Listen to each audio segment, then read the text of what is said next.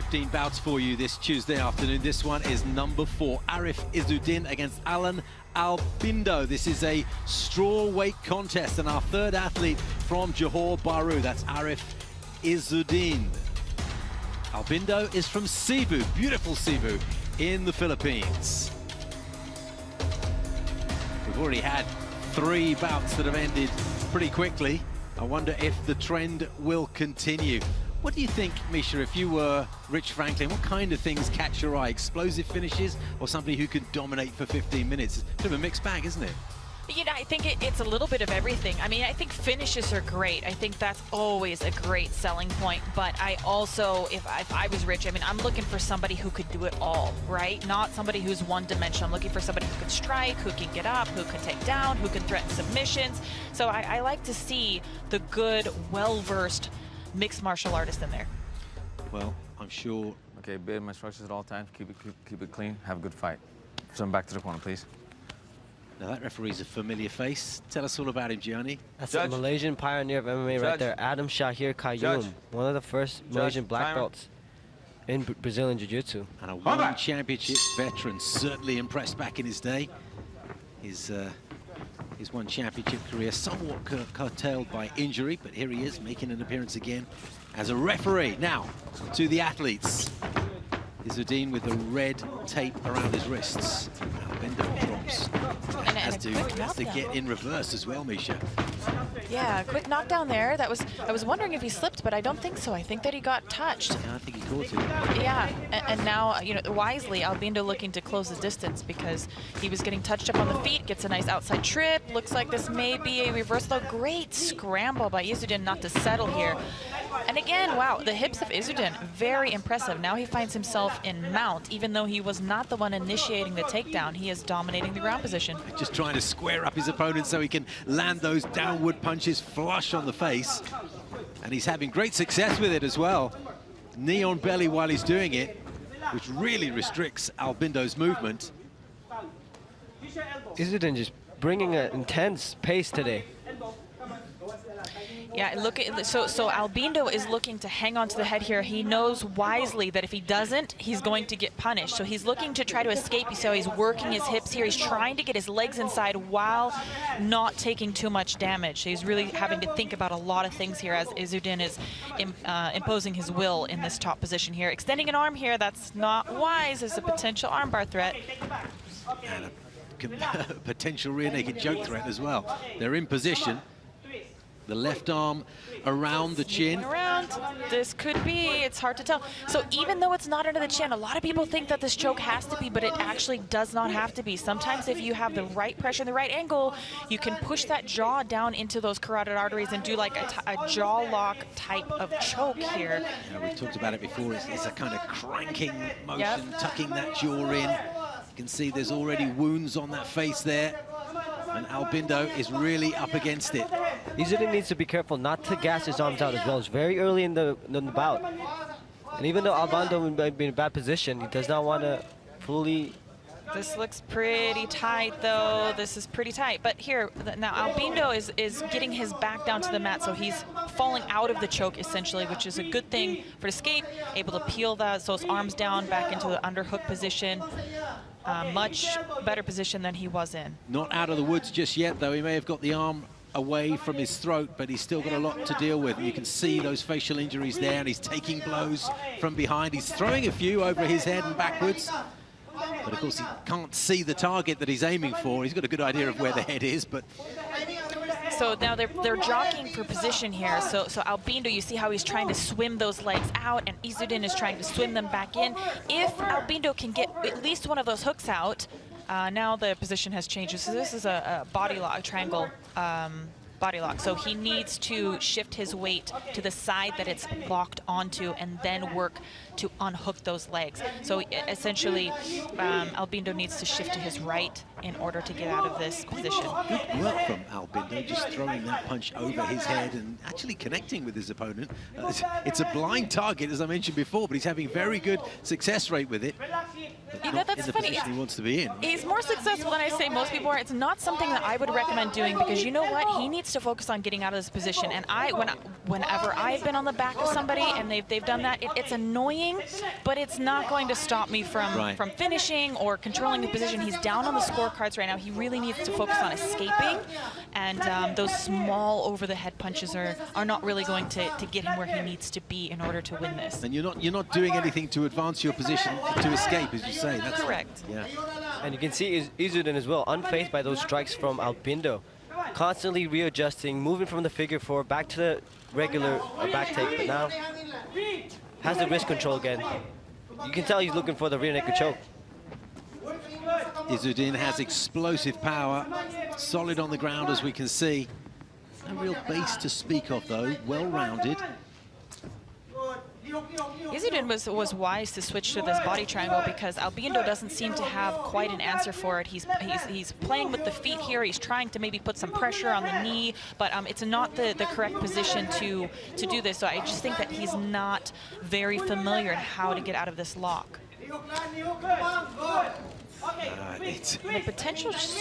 There was a potential switch to a side choke there, head-on choke, but not wanting to go to that position. Right, it looks like they'll see out the round in this position. Misha, just a few seconds left of this opening round now, and they'll be pretty tired when they get back to their corner, having been struggling mightily with each other, body to body on the deck there for the vast majority of the round. Let's take a look at this, Gianni. What do you see? There was a right kick followed by the right cross. That one hurt Albindo.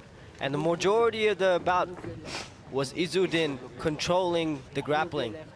Transitioning from mount to the back tape, regular back take to the figure four, just dominating the grappling position. Albindo had no answer for the grappling of Izzudin in the first round.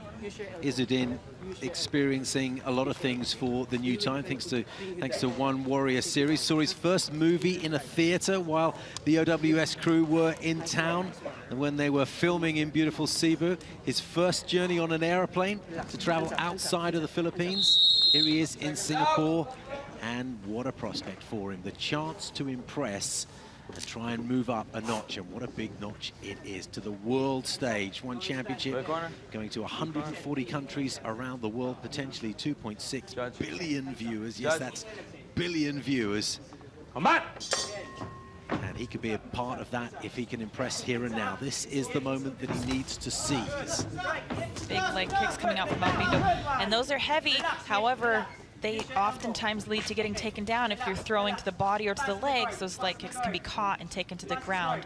I think a jab would have probably served him better, but he does find himself down on the ground.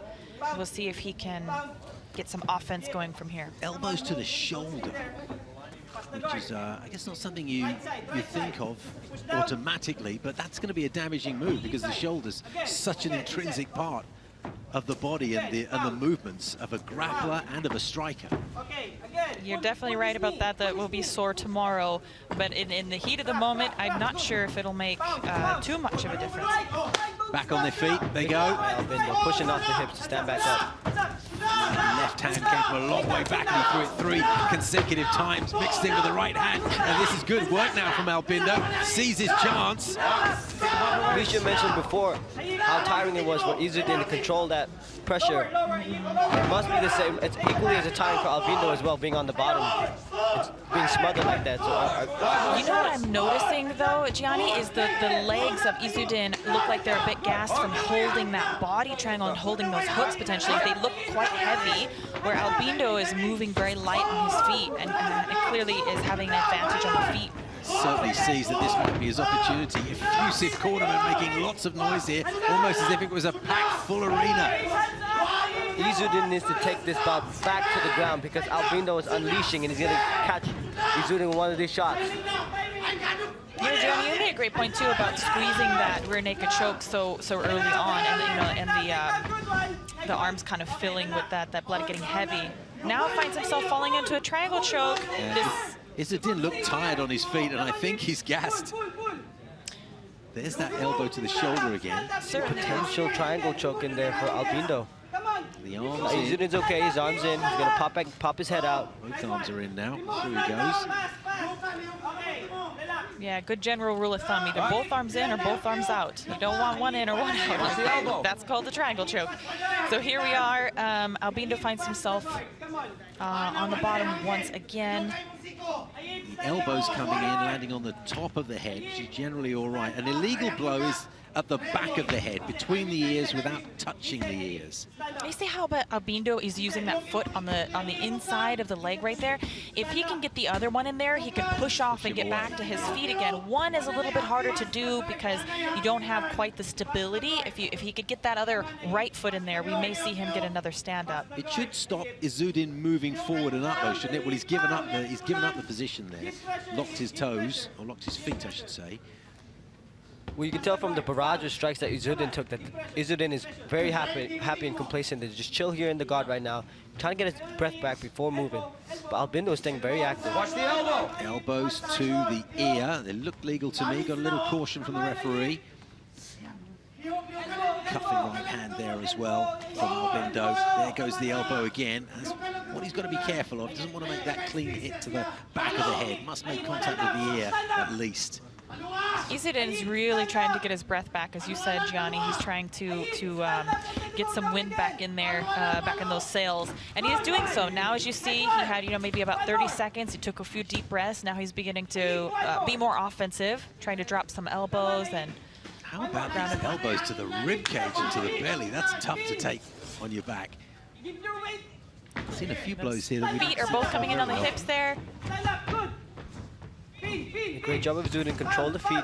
Look, he should pass here. Look to pass. Don't want to go back into the guard of Albindo.